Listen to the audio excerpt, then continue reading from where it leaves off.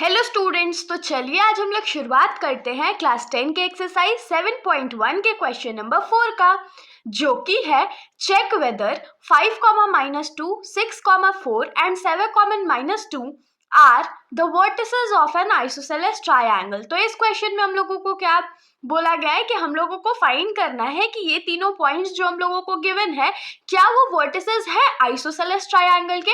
Isosceles triangle क्या होता है? एक ऐसा ट्रायंगल जिसका दो साइड्स, कोई भी दो साइड्स जो है वो आपस में इक्वल हो।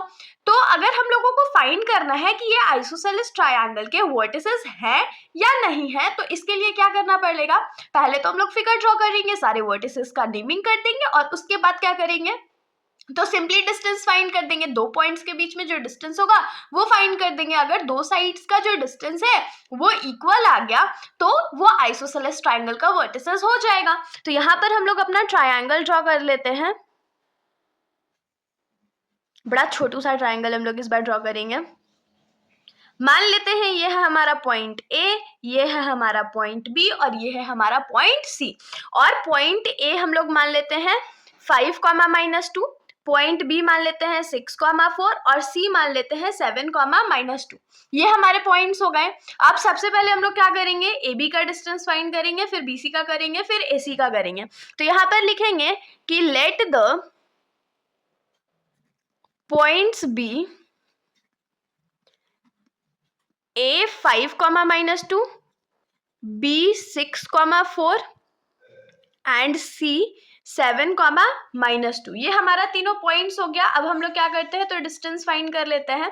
तो यहाँ पर हम लोग क्या लिखेंगे कि AB इज इक्वल्स टू क्या हो जाएगा, √x2 - x1 का स्क्वायर प्लस y2 - y1 का स्क्वायर।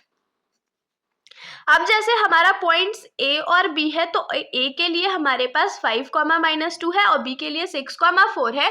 तो यहाँ ए का जो वैल्यूज है उसको हम लोग x1, y1 मानते हैं और बी वाले को x2, y2 मानते हैं। तो वैल्यूज अब यहाँ पर पुट कर लेंगे।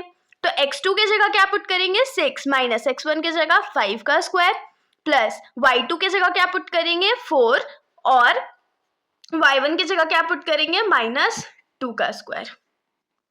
फिर ये क्या हो जाएगा, √6 - 5 क्या होता है, तो 1 होता है, तो ये 1 का स्क्वायर प्लस 4 रहने देते हैं, माइनस माइनस क्या हो गया, प्लस हो गया, तो +2 का स्क्वायर इज इक्वल टू क्या हो गया, 1 का स्क्वायर 1 प्लस 4 + 2 क्या होता है, 6 का स्क्वायर। तो ये क्या हो जाएगा, 1 + 6 का स्क्वायर 36, दैट इज √37। तो यहाँ से हम लोगों को क्या पता चला कि ए बी का जो डिस्टेंस है वो कितना है, तो √37 है।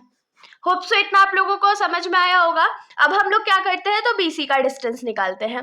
तो BC का डिस्टेंस निकालने के लिए B का पॉइंट क्या है, तो 6, 4 है और C का पॉइंट क्या है, तो 7, -2 है।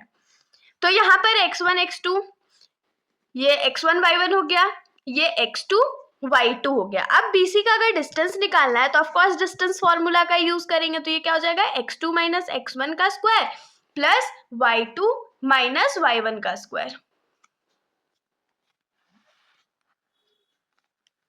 वैल्यूज पुट कर देते हैं। तो x2 की जगह क्या पुट करेंगे, 7 - x1 की जगह 6 का स्क्वायर प्लस y2 की जगह क्या पुट करेंगे, -2 - y1 की जगह क्या पुट करेंगे, तो 4 करेंगे।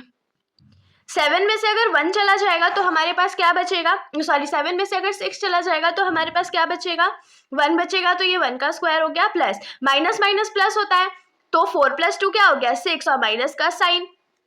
तो यहाँ क्या हो गया, 1 का स्क्वायर 1 और माइनस माइनस तो प्लस हो जाएगा, क्योंकि माइनस का जब स्क्वायर करेंगे तो वो प्लस हो जाता है, और 6 का स्क्वायर 36। तो यहाँ पर क्या आ गया, √37। मतलब हमारा जो BC का वैल्यू है वो √37 है। तो यहीं से हम लोगों को पता चल गया कि ट्रायंगल का दो साइड्स जो है वो आपस में इक्वल है, तो ये आइसोसेलेस ट्रायंगल है। लेकिन हम लोग सॉल्यूशन को बीच में नहीं छोड़ सकते हैं, इसीलिए हम लोग AC का भी वैल्यू फाइंड करेंगे।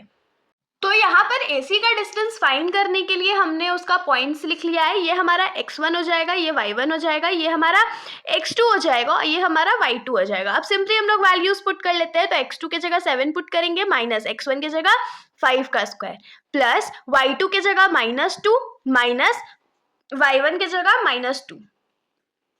का स्क्वायर हो जाएगा। तो यहाँ पर से 7 में से 5 जाएगा तो हमारे पास क्या बचेगा 2, दैट इज 2 का स्क्वायर। -2 रहने देते हैं और यहाँ पर ब्रैकेट के अंदर वाले माइनस और माइनस का क्या होगा प्लस हो जाएगा का स्क्वायर, और -2 + 2 क्या होता है 0 होता है। तो यहाँ से हम लोगों को क्या मिला 2 का स्क्वायर 4 प्लस 0 का स्क्वायर तो 0 होता है is equals to √4 that is 2। तो हम लोगों को AC का जो वैल्यू है वो क्या मिला 2 यूनिट्स मिला, क्योंकि यूनिट तो हम लोगों को नहीं गिवन था। तो यहाँ पर AC का वैल्यू आ गया 2।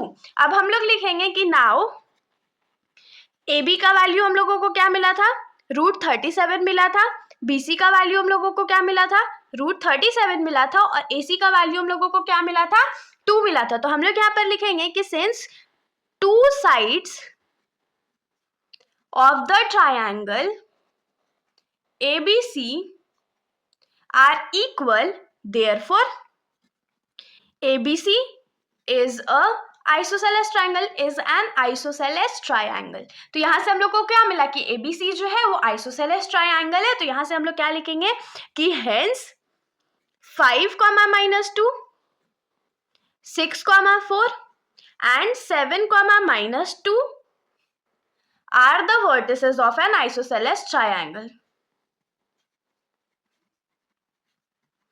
तो होप सो कि आप लोगों को यहाँ का सॉल्यूशन समझ में आया होगा, आप लोगों को सॉल्यूशन अच्छा लगा होगा।